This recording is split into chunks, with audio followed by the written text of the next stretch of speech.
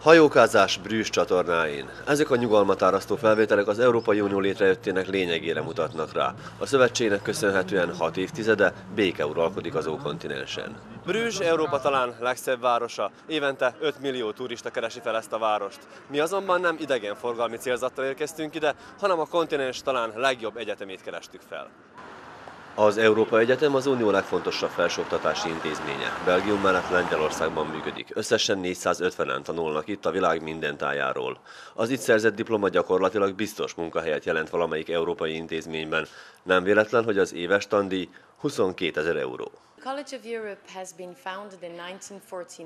Az Európa Egyetem 1949-ben alapult. Ez nem egy hagyományos egyetem. A tanulmányok mellett nagy hangsúlyt fektetünk a közösségépítésre is. A fiatalok nem csak az órákon találkoznak, közös kulturális és sportprogramokat is szervezünk számukra, mondja Olivia Taverne, a hallgatóügyek felelőse. Az Európa Egyetem kapui nyitva állnak a szerbiai fiatalok előtt is. Nem kell megijedni a magas tandíjtól, mindegyik hallgató ösztöndíjjal tanul itt. Jelenleg 3 belgrádi fiatal folytatja tanulmányait az egyetemen. Mi, akik itt tanulunk, a jövőben együtt fogunk dolgozni az Unió irodáiban. Az itt szerzett kapcsolatok felbecsülhetetlen értékűek, mondja Ana Gyukic. Szeretnék hazatérni a tanulmányaim után, de jelenleg nem úgy tűnik, hogy alkalmazni tudom otthon az itt szerzett tudást, mondja Dušica Kjakić.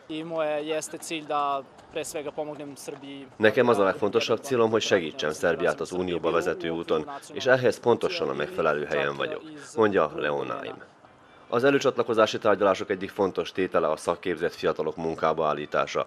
Az uniós adminisztráció több ezer munkahelyet jelent a vajdasági fiatalok számára is. Ehhez nem kell feltétlenül az Európa Egyetemen tanulni.